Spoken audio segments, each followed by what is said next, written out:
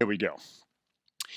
His wheel of excellence is comprised of seven spokes. And, well, there are seven right there.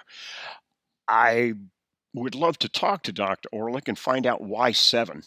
Now, it could be the result of factorial analysis and considerable research, or it could be something that I've heard mentioned and whispered in certain quarters about, well, seven is sexy and seven cells. And I'm kind of a base 10 guy. I'm pretty comfortable with the decimal system, so I'd have found three others in there. Certainly, these are maybe representative, like most things are, but they're not exactly exhaustive and comprehensive and touching on everything. So, anyway, we're going to go through each one of these, and these will actually comprise the rest of the lecture here. So, commitment, focus, connection, confidence, interesting, positive images, mental readiness, distraction control, and then ongoing learning. One of the things that I'll ask you to do is pay attention to some of these things and see if you see a recurrent theme with some of the other authors that we're going to be examining. And if you do see something repeated, chances are it's important, or at least other people have found it to be important enough to mention. So let's get on with it, shall we? Let's talk about commitment. Well, let the platitudes begin here, gang, because he says commitment to what? Commitment to excel. Whoa, okay. A couple of things to be said here. He doesn't tell you how and he doesn't tell you why. Just to excel. Just that being better today than yesterday kind of ties and dovetails nicely with the British concept of excelsior. Better today than yesterday, but not as good as tomorrow. So it gives this impression and it infers an optimistic, progressive, ever growing, ever achieving, ever expanding type of humanity and type of intellect and lifestyle for that matter. Well, if that wasn't enough, let's get to the next one. To be the best that you can be. Guys, I'll tell you, I've been on this earth 66 years, and I can honestly say that I don't know what the hell my best can be is. I continually surprise myself because I am actively going out and seeking challenges uh, for myself.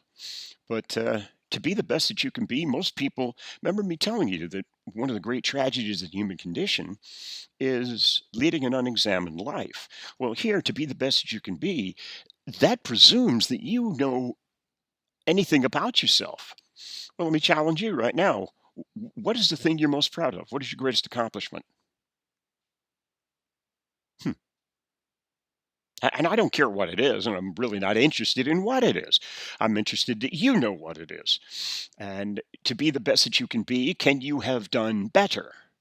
A couple of things about that great accomplishment, the thing that you hold near and dear, is that it probably took considerable time and considerable effort, considerable energy, and perhaps some sacrifice. And the meaning in your world is directly proportional to the amount of sacrifice, time, and energy that was invested. That's fairly typical. That's not some monumental revelation. But here, when he says to be the best that you can be, he doesn't tell you what that might be. Well, let's go on to the next. He says that you need a commitment to develop the mental, physical, and technical links to excellence. Now, this is always a point of discussion in class because I ask the class, and I'm asking you right now, do you think that those three elements, mental, physical, and technical, are comprehensive enough to explain the entirety of the human condition? I mean, is there anything missing? Do you see anything that might pop to mind that would be important in human interaction and human, just the human condition? Well, I'm going to kind of jump the shark here and offer you two others that may or may not be coming to your mind right now. But the first is emotional. What about the emotional side of things? And I'm talking to you as kinesiologists and exercise scientists. Can you imagine athletics competition and sport without emotion? Can you that you see sport and athletics is one of the few things that we can throw ourselves into and give 100% commitment without consequence. In other words, you can go for your team and you're there screaming your heart out, etc. And you spent $20 on a beer, and blah, blah, blah, you're there, you're wearing all the regalia and all your colors, etc. But win, lose, or draw, you're going to go home. It's going to be fine. It's just not a big deal, but it is an emotional outlet. So that speaks to something right there. There's another one too, and I'm wondering if any of you have thought of this, but I'm going to use the word spirituality is another huge one. And when we get to the last lecture, put a little asterisk next to that. Of course, this is going beyond Dr. Orlick's work here with the Wheel of Excellence, but so far we've come up with emotional and spiritual. But put a little asterisk next to spiritual, because in the last lecture of this semester, when I give you my performance spheres, after examining all of these various authors and various philosophies, etc., I'm going to tell you the manner in which I explain things to my peeps and how I teach it. And I'll not only tell you about the model itself, but I'll tell you about the evolution of the model, which is kind of interesting because it traces my study of the human condition over the past 40 years. So anyway, here's another interesting one. To set clear personal goals. Well, that's probably good because we're dealing with goal setting, but that's it. It's an isolated thing. You have to go to the next line where he says to relentlessly pursue those goals. So those are two things in his book. When we get into Dan Millman, take a look, because he says set and relentlessly pursue goals. So it's one thing. You don't do one and then wait around for the other shoe to fall before you do the other. You do both.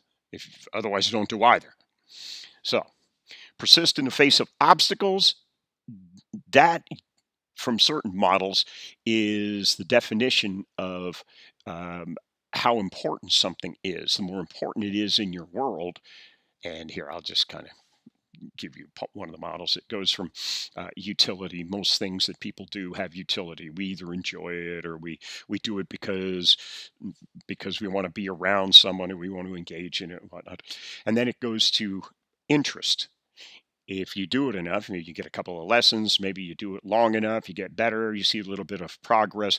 It goes from utility, basic utility, up to interest. Well, if you continue to do it and you continue to get better and better and better, you're going to devote more time, going to persist in greater obstacles. You're going to drive across town. You're going to go even when it's not convenient. So that's called, it's important. It's relatively important in your world. So we've gone from basic utility through interest up to importance. And then finally, a lot of the patients that I see have reached the ultimate, and that is identity. And identity becomes less something that the people do, my athletes do, and more something that they are.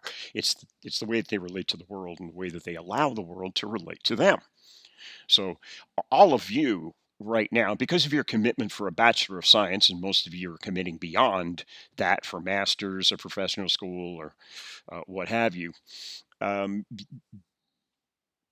the world of exercise science is at least important to you.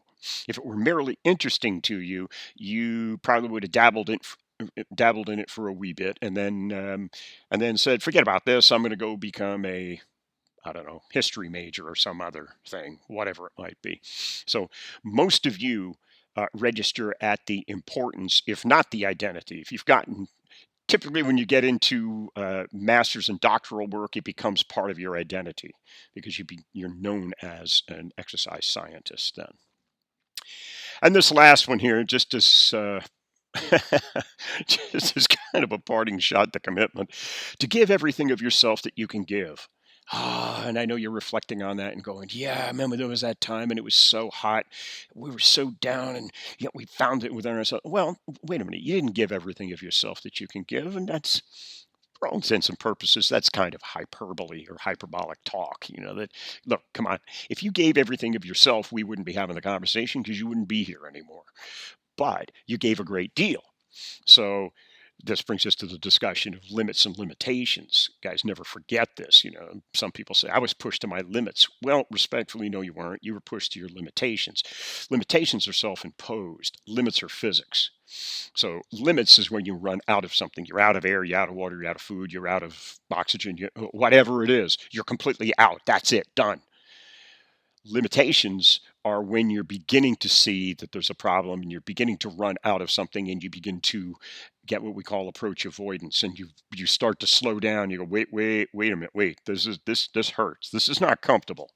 So you coaches out there, you trainers, you won't be pushing people to their limits. You will, however, hopefully be challenging their limitations, because remember, it is self imposed. And there's got to be a reason why they put the proverbial stake in the ground at that point. They haven't gone beyond there. And it's your job to take them out there and metaphorically pull the stake up, take one more step and replant it, and then retreat. So there's this progress, but it's going out there and challenging self imposed limitations. All right, let's go on, shall we? Focus connection. He says for the duration of the performance. Yeah, that's true. I tell my professional golfers, generally in a professional golf tournament, it's 72 holes of golf. Now, anybody who plays golf, you know that for 18 holes of golf, it generally takes 3 to 4 hours. So while golf is not particularly demanding in terms of physical resilience or strength, you've got to endure. And for the duration of the performance, you've got to be as strong on the 72nd hole as you were on the first. So there needs to be this maintenance and this understanding and pacing and um, just being able to be as strong, continuing to produce. Well, focus connection on the task at hand, in the moment and in the zone. Wow, in the moment and in the zone. That requires a little explanation in case you were ever wondering about this, because we talk about being, quote, in the zone all the time. Well, being in the zone is being automatic. It's it's not something that requires that you go sit in a cave on a mountaintop eating lotus leaves for the next several years. It's not that at all. It's just becoming so familiar with something that you can do it automatically. Matter of fact, most of what used to take conscious effort can be relegated to the subconscious. And then you chunk things together, and most of the things in the subconscious get relegated down to the unconscious. Let me give you an example, and I know that you can relate to this. You drive. Now, most of the time that you drive, especially when you're going somewhere familiar, your mind is only half on. You're not sitting there gripping the steering wheel at 10 and 2. And you're certainly not 100% consumed. You're thinking about other things.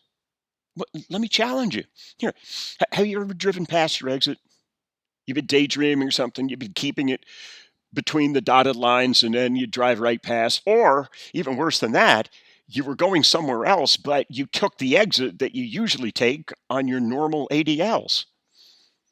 Have you ever arrived at a place and then been surprised to go, oh, gee, man, I'm here. Whoa, what the hell was I thinking? Well, the fact is, you were thinking, but you were thinking about other things. You were subliminally, subconsciously taking care of keeping the speed and in between the lines and just looking out for unusual, unique circumstances, etc. But no, see, so being in the zone is not something magical. You can do this, and you have done this.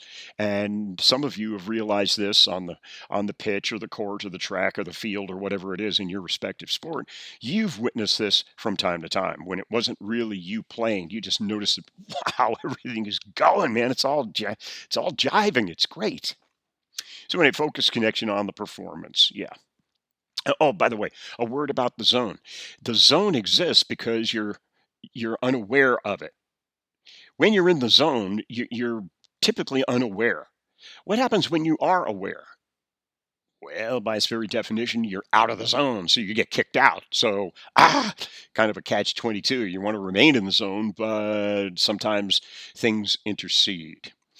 Uh, one little aside with in the moment.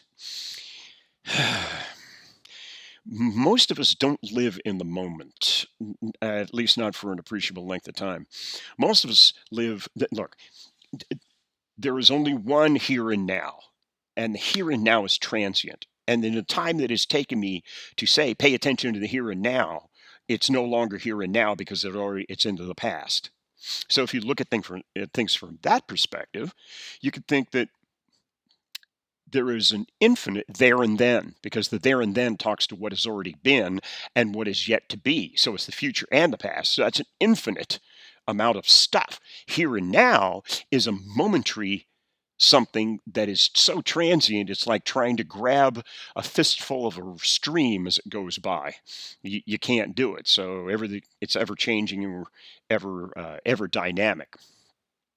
Okay, totally connected to learning, experiencing, or performing. Yeah, that's if you do use those two words that I told you about on the very first day that we met, or didn't meet, as the case may be. Um, and that would be pay attention. Pay attention. It's going to be a thematic throughout this entire course, gang. I cannot emphasize it enough. Please resist the temptation to roll your eyes and go on. My mom and dad told me that all along. Yeah, well, yes, and you immediately said, "I am." Well, probably not, at least not appropriately. So, totally connected to learning, experiencing, or performing, you're on autopilot and you let things unfold naturally. Now, just that last phrase there, letting things unfold naturally. Most people, Western trained, i.e., us, all of us, here in the United States, letting things unfold naturally doesn't come easy. We tend to want to go out and make things happen. That's a little more congruent and consistent with our mindset. But this here is allowing things to unfold, because sometimes at the very best you're going to be is a salmon. You can be swimming upstream, kiddo. And well, best of luck on that. But let's go to the next here. Oh, yeah, confidence. Oh, my goodness me. This could be an entire, never mind an entire lecture. This could be an entire semester's course in confidence, because it involves all those self hyphen words, self-image, self-worth, self-confidence, confidence. Now, I enjoy locking horns with my education colleagues, professors of education and ed leadership and early childhood and all the rest of that happiness. And a lot of them subscribe to the belief that confidence is something that you can give someone. And well, yes, you probably can, but that needs to be explained. There are two types of confidence. There is enduring confidence, and then there is transient confidence. Enduring confidence and transient confidence. Transient confidence is the stuff that they're talking about. It's where you go and you sit them down, you sit someone down, and you go, "You can do it. You can do it. I know. I have faith in you. Come on, give it all. Yeah, you're great. You're wonderful. You can do this." Maybe give them a T-shirt. Everybody gets a trophy. Hey, sound familiar? Everybody gets a trophy. Everybody gets a ribbon, whether you came in dead last or you smoked everybody. Um, the problem with transient confidence is when you go to call upon it, when it's needed in another situation, it's never there. It'll desert you because you haven't earned it. You haven't there's no skin in the game. You haven't done anything. You've simply shown up, or you've simply been there. You've attended, and you were lauded and given you this false sense of accomplishment. Now, let's examine enduring confidence. Enduring confidence, because you all are athletes, and I'm talking to a like-minded group here, you've probably worked your backsides off for your respective sport, and you really have sacrificed, and you put in time and energy. So, and you know what you've done? You have risked and you have failed. And for whatever reason or reasons, you've managed to pick your backside up, dust yourself off, and get back in the mix. So again, think about our lexicon. It's not how many times you get knocked down, it's how many times you get back up. A lot of truth in that, because each one is going to contribute to your sense of enduring confidence. Why is enduring confidence? You call upon that. You've got skin in the game there. You have donated blood, sweat, and tears to the development of that confidence, and it will be there to buoy you and to carry you through. Okay, well, confidence in your own potential. Well, I guess you've all got that because you keep showing up for class, and I see that you keep watching these videos. And by the way, I apologize because you guys don't know me, but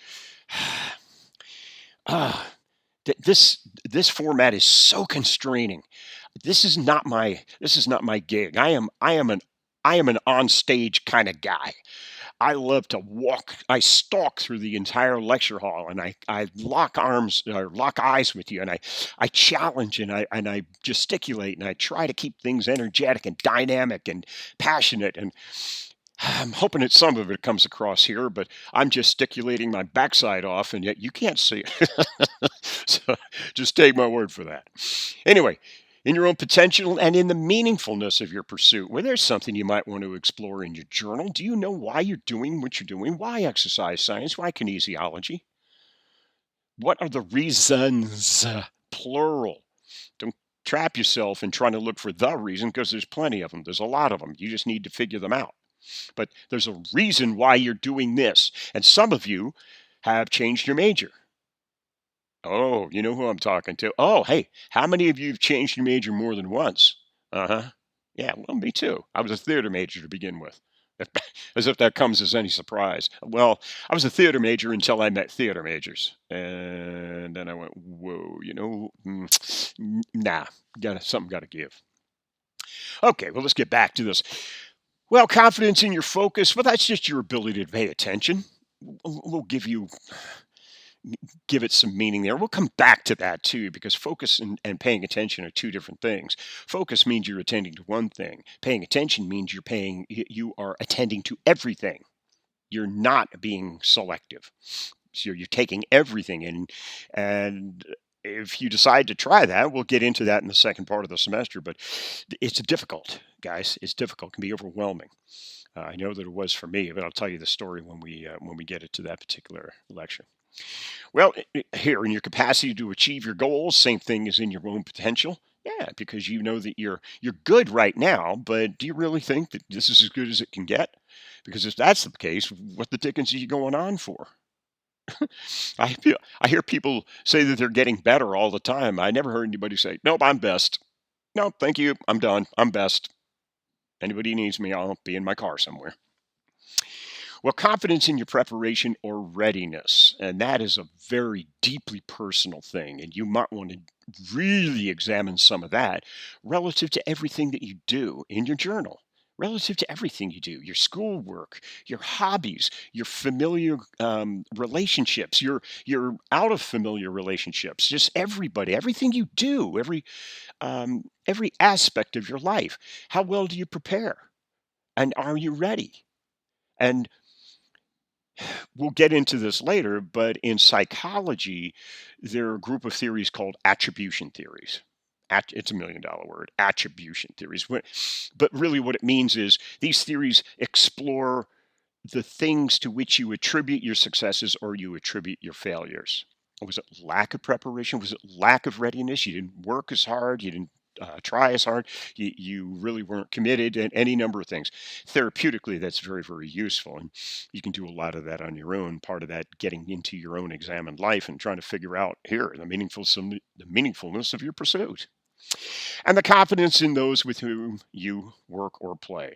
And I know it's probably difficult to really have a lot of confidence in your classmates because you guys haven't been given a lot of opportunity to be in class with each other, which is a real drawback because that's part of the magic of the university experience. I mean, if this was the whole university experience, for God's sake, just go ahead and buy a video and there, done. YouTube your way to a doctorate. But it goes deeper than that. And those with whom you work or play, you do know all of us, all of the professors. You know all of us. You know the researchers on our side. You know the clinician practitioners. And I'm just the next in the line. And you and I will see each other again. Perhaps we'll see each other in current issues and trends, because that's the other course that I teach. And then finally, everybody, I'll see all of you again in Capstone, which is the big kiss goodbye. And I'll have some interesting stuff for you there. All right, enough on confidence. Okay, well, create and take advantage of learning and performance opportunities. Well, do you? I venture to say you probably do. If you're an athlete, yes, you do. You see, and it's easy for us to get caught up in things because we'd like to think that everybody thinks the same way that we do, and that they're the same kind of risk takers that we are. No, no, no, they're not. No, they're not. If you went across the union and interviewed some people, would you do this if you knew that you were going to lose? Most people would say, "Oh, are you kidding? No, man, you look bad. No, I don't want to feel bad." As far, I want you to understand how strange we are. Not strange, I guess that's a poor choice of words. How about atypical? In that we go out of our way to seek out challenges that we probably know we're not going to be successful in. Well, here, let me put it another way. In your respective sport, if the champion or the very best in your sport came up and challenged you to one-on-one, would you do it? Now you know you're gonna get your backside handed to you. You know you're gonna lose, but would you do it? I can hear you. Yes, yes, you would jump on the chance, if for no other reason than it would provide a frame of reference for you having been challenged and having challenged somebody of that caliber. Man, wow, what an opportunity. Win, lose, or draw, good, bad, or ugly. Man, you're gonna walk away with something from that. You will never forget it. So not everybody thinks that way. Matter of fact, most people don't. They're risk, that is a term we use. They're risk averse. They don't take risks. And as a consequence, they lead, well, somewhat mundane and uninspired lives, at least in my estimation. Anyway, develop essential mental, physical, and technical skills to excel in your pursuit. Okay, well, all right. We've already talked about that. That was on the first slide. Remember just to put in there, maybe parenthetically, emotional and spiritual. And we'll review those and I'll explain those in some detail when we get into performance spheres, the very last lecture before the final. Plan, practice, and prepare effectively. Well, yeah, yeah. I challenge my athletes. Some of them come to see me for performance enhancement, and they want to get a bit of a competitive edge. And I review their training and their commitment, and I say, "Look, with this plan and this amount of practice and preparation, do you really think that that is sufficient to improve your game and to improve your lot? Really, do you think that you're going to make gains with this?" And typically, no, that leads us down another path, and then we continue from there. Perform to capacity. All right. But you probably all heard from a coach at one time or another, "You're not giving me 100%." Well, yeah, probably not. But most things in life don't require 100%. If we went around and did every ADL, activity of daily living, at 100%, we probably wouldn't make it past lunch. So we, instead of having it be, and this is a an object lesson. Perhaps I'm putting it in terms that you haven't heard before for you coaches and you trainers. Rather than having it an on-off switch where you switch on going out on the field, the court, the pitch, the track, whatever, and then you switch off when you get off. No, think of it in terms of a dimmer switch, a rheostat. You learn how to turn it up when it's necessary and turn it back down and turn it up and turn it down, and get them to understand when to be like a nut and when you don't want to be that way. So, this performing to capacity. Not everything requires 100%. It requires sufficient to the task. Follow a path that brings out your best. Once again, this is another one of his platitudes. Do you know? Once again, I'm 66, kids. I still don't know the path that brings out my best now, because I keep discovering new things that, wow, I still haven't done, and wow, I'm pretty good at this, and I really enjoy it. Having said that, having said that, follow a path that brings out your best. I don't necessarily know the path that brings out my best, but I am keenly aware of several paths that bring out my worst. Now, you can read in between the lines on that one because, whew, well, let's just say I could probably never get into politics because the bodies are buried very shallow. There's too many people who know where they're buried. So I know the path that brings out my worst, but it's interesting that, you turn it around and then you start to look for things that do bring out your best. And you can see some pretty consistent thematics, and you can get an idea before you engage. And then relax and focus away from the performance zone. Well, why? Yeah, because performance zone, by its definition, is automatic. And relax and focus away. No, go take a look at something else and let it take over. You pay attention, but you are attending to a number of other things. All right. Distraction control. Guys, once again, I'm hoping that a lecture on distraction control being given by an ADHD professor, the irony isn't lost on anybody because this is interesting. This is a story of my life right here. Um, Anybody who has ADHD, I don't know if you don't have it, I don't know if you can fully appreciate what it's like. The metaphor that I always give is I'm standing at the 50-yard line at the Super Bowl, and there are 100,000 fans in the stand, and every one of them is screaming at me at the top of their lungs. And here's the kicker: I can hear every single one of them with perfect clarity. Now, uh, I've learned over the years to be selective and to pay attention, but not to latch on to anything. I've allowed it to come in and to kind of drift by, and yeah, okay, everything comes and it goes, and I attend, but I am easily distracted. Um, my wife, bless her heart, puts up with a lot because although what I've got is attention deficit disorder with hyperactivity. Um, ADHD, she goes, no, it's ADLS. What? Yeah, attention deficit. Look, shiny, and I go run after it. So that's kind of it. But I'll give you kind of a little bit of a hint as to what's going to happen in the second part of the semester when we talk about self improvement. That was the thing in the second part of the semester. We're going to deal with some things that I have used that got me through 2 master's degrees, a dive master rating, a Navy flight school, a doctoral degree. So it is possible. I can do it, and so can you. So, anyway, maintain an effective focus and regain effective focus when distracted to quickly re enter the zone. Now, I'm blowing past all of this because again, it's all one thing. But the point I want to make here is that he doesn't tell you how. What he intimates is that you should have examined your life and determined there was that time and determined a time when you were able to maintain an effective focus, or when you lost it you were able to regain it and quickly re-enter the zone. So whatever you did, you need to try to continue that. You need to do it again because it's going to be different for everybody. um, and if you don't have any history of that, then whatever you try is either going to be successful or and you might want to go on to other things. So this is a process of inclusion and exclusion, as many things in life are.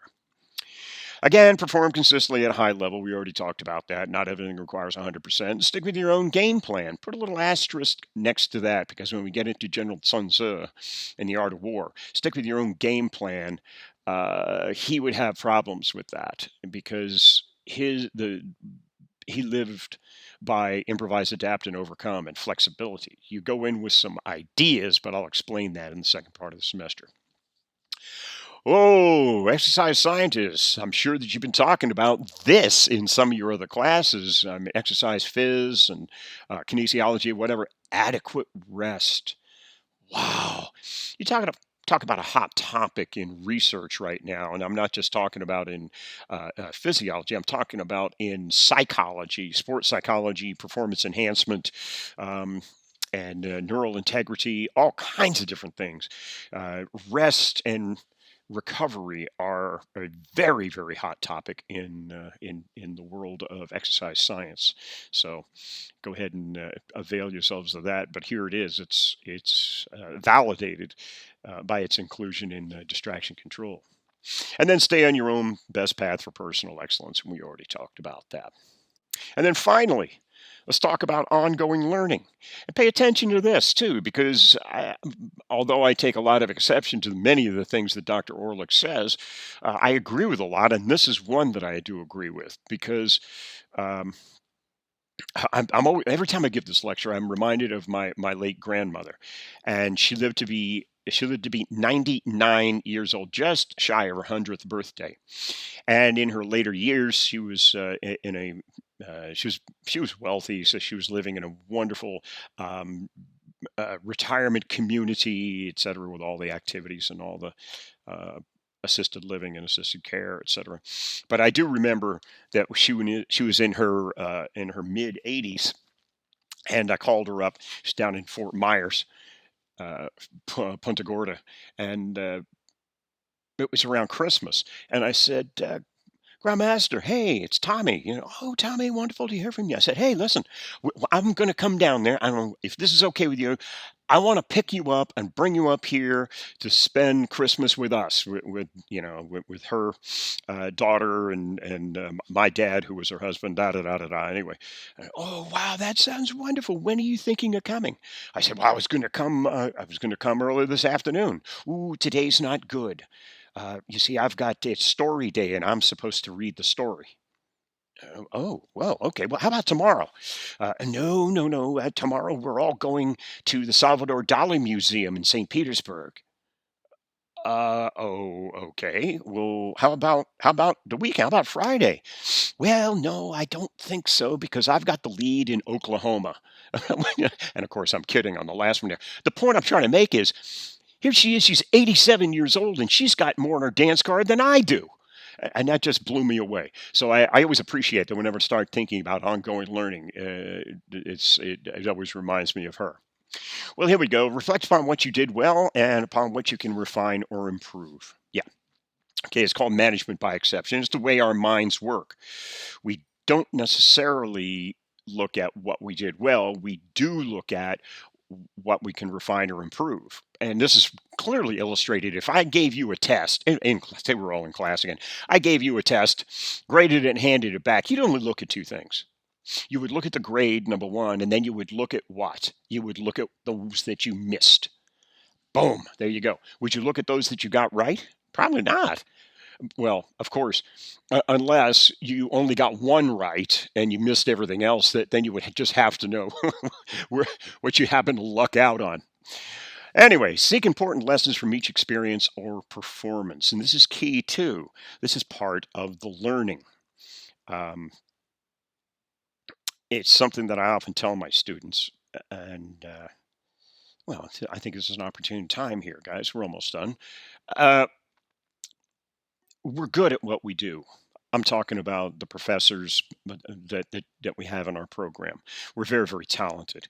But given that level of talent, we're not good enough to teach everything. We cannot because of the time constraints, because the amount of stuff that is there to be taught. So all that we can do is maybe teach you some high points. And here's the key: we're trying to instill a sense of curiosity or stimulate a little bit of curiosity so that you are motivated to go out and explore it on your own. Get into the extant literature, go on Google, Wikipedia, whatever you have to do. Look it up. We can't teach you everything. We could teach you just some of the basics, but even then, we just don't have time. Um, and we're a talented bunch, but we just don't have time. So the very best we can do is stimulate that curiosity. So seek important lessons from each experience or performance. Yeah. Assess the role of your commitment, mental readiness, and focus in relation to your performance outcome. Yeah, that's part of as part of examining your life. Then what do? Ultimately, you target areas for improvement and you act upon the lessons learned. Just given this lecture to a group the other day. It was, why do some people uh, get better from even bad situations and bad uh, families, broken families, etc.? Well, number one is there's four stages. Number one, you realize there's something wrong. Number two, you seek help. Number three, you listen to the help being offered. And number four, and this is most important, you act upon the lessons learned.